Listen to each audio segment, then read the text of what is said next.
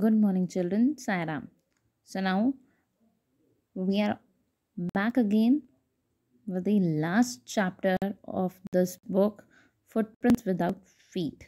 That is chapter number 8, The Hack Driver. Children, do not get confused as I took chapter number 9, Bholi, first, and then I took chapter number 8, The Hack Driver.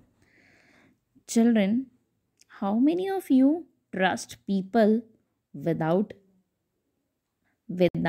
any overthinking? How many of you make friends very easily? And how many of you make friends with strangers? You get be friendly with strangers very easily. And have you ever been deceived, betrayed, or befooled by those people? So, this is the theme of this particular story, the hack driver. You know what is a hacker?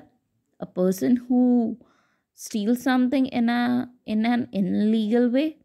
So let's check who is stealing and what. Chapter number 8, The Hack Driver by Sinclair Lewis. Before starting with the chapter, let's start with the introduction of the poet, that is Henry Sinclair Lewis. Henry Sinclair Lewis, born in 1885 and lived till 1951, was an American novelist, short story writer, and playwright. He is the first American writer to receive the Nobel Prize in Literature. Some of his famous novels are Hike in the Aeroplane, The Job, An American Novel, Free Air, etc. So, what makes Sinclair Lewis a special American novelist and what has he composed in his story? Let's have a glance. The author of the story was an American novelist, Sinclair Lewis. This is an amusing tale about a young lawyer who is very innocent. He goes to a village to summon to a person called Oliver Lutkins. At the railway station, he meets a person who introduced himself as Bill. Bill told that he knew everyone in the village and promises to search Lutkins for the lawyer. He takes the lawyer and visits lots of places and takes a lot of money from him. But after a long search, they could not find Lutkins. Next day, when the lawyer goes to the village with one of his colleagues, he came to know that the hack driver was Lutkins. Everyone except the lawyer was laughing at him, and he felt ashamed of himself. So, children, this was a short overview of the story. So, let's explore more about this story. Graduating with honors, I became a junior assistant clerk in a magnificent law firm. I was sent not to prepare legal briefs, but to serve summons like a cheap private detective. I had to go to dirty and shadowy corners of the city to seek out my victims. Some of the larger and more self confident ones even beat me up. I hated this unpleasant work and the side of the city life it revealed to me. I even considered fleeing to my hometown where I could have been a real lawyer right away without going through this unpleasant training period. So I rejoiced one day when they sent me out 40 miles in the country to a town called New Mullion to serve summons on a man called Oliver Lutkins. We needed this man as a witness in a law case, and he had ignored all our letters. When I got to New Mullion, my eager expectations of a sweet and simple country village were severely disappointed. Its streets were rivers of mud, with rows of wooden shops, either painted a sour brown or bare of any paint at all. The only agreeable sight about the place was the delivery man at the station. He was about 40, red faced, cheerful, and thick about the middle.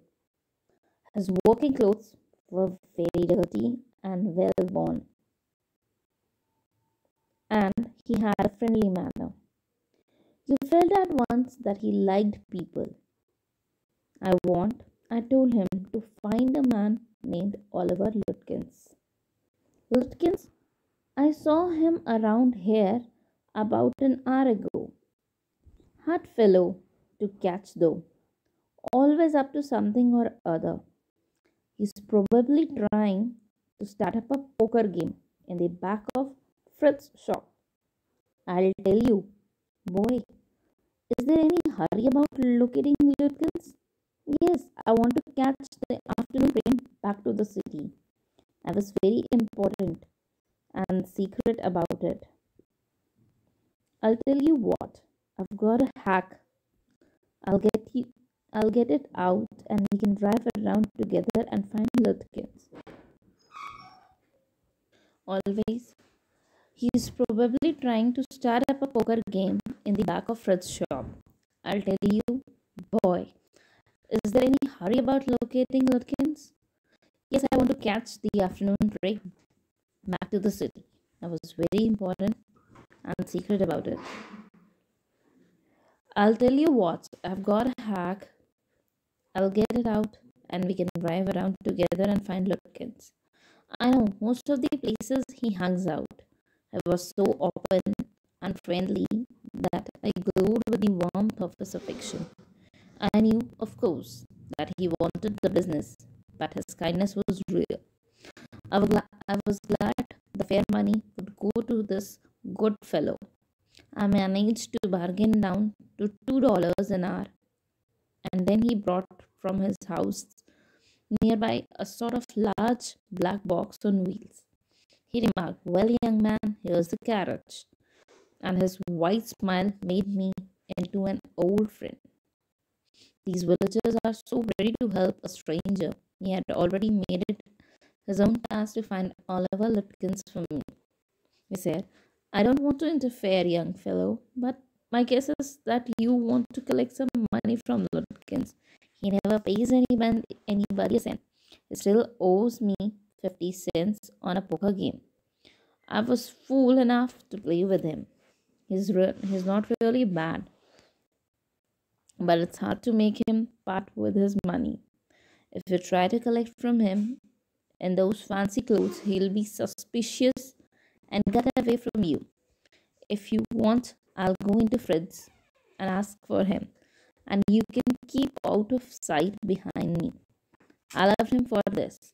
By myself, I might never have found Lutkins.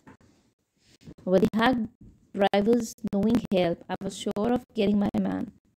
I took him to my confidence and told him that I wanted to serve the summons on Lutkins, that the man had refused to be a witness when his information would have quickly settled our case.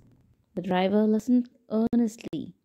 At the end, he hit me on the shoulder and laughed. Well, we'll give Brother Lutkins a little surprise. Let's start, driver. Most folks around here call me Bill or Magnuson. My business is called William Magnuson Fancy Carting and Hacking. All right, Bill, shall we proceed to Fritz? Yes, Lutkins is just as likely to be there as anywhere. Plays a lot of poker. He's good at deceiving people. Bill seemed to admire Lutkins' talent for dishonesty.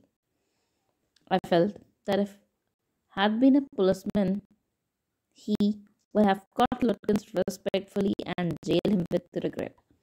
Bill led me to Fritz. Have you ever seen Oliver Lutkins around today? Friend of his looking for him, said Bill cheerily. Fritz looked at me. Hiding behind Bill, he hesitated and then admitted yes. He was in here a little while ago. Guess he's gone over to Gustav's to get a shave.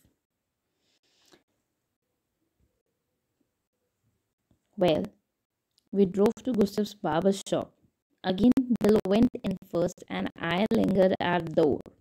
He asked not only the Swede but two customers if they had seen Lutkins. The Swede had not. He said angrily, I haven't seen him and don't care to. But if you find him, you can just collect that dollar 35 he owes me. One of the customers thought he had seen Lutkins walking down Main Street, this side of the hotel. As we climbed back into the hack, Bill concluded that since Lutkins had exhausted his credit at Gustav's, he had probably gone to Gray's for a shave. At Gray's barber shop, we missed Lutkins by only 5 minutes. He had just left, probably for the pool room. At the pool room, it appeared that he had just bought a pack of cigarettes and gone out. So we pursued him, just behind him, but never catching him, for an hour till it was past 1 o'clock. I was hungry, but I had so enjoyed Bill's rough country opinions about his neighbors that I scarcely cared whether I found Lutkins or not. How about something to eat? I suggested. Let's go to a restaurant and I'll buy you lunch. Well, I ought to go home to the wife. I don't care much for these restaurants. Only four of them, and they are all bad. Tell you what we'll do. We'll get the wife to pack up a lunch for us. She won't charge you more than $50, and it would cost you more for a greasy meal in a restaurant. And we'll go up to Wade's Hill and enjoy the view while we eat. So, taking a pause and continuing with the explanation, children. The Hack Driver Summary in English. This is a story of a lawyer who, after completing his graduation, started working with a famous firm in the city. He was working as an assistant clerk there. He did not like the job of serving summons because sometimes he had to face harsh situations. One day he had to give summons to Oliver Lutkins, who was key witness in some case. He lived in a small village, New Mullion. He was happy to go to the village, but the village looked very dull and lifeless. The narrator saw a hack driver on a platform that was cheerful. He inquired him about Lutkins and came to know he was a shrewd man and had taken loan from many people. The hack driver cunningly extracted from lawyer that he has come here to give court summons to Lutkins.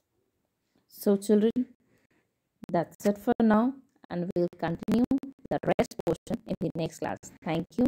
Sairam.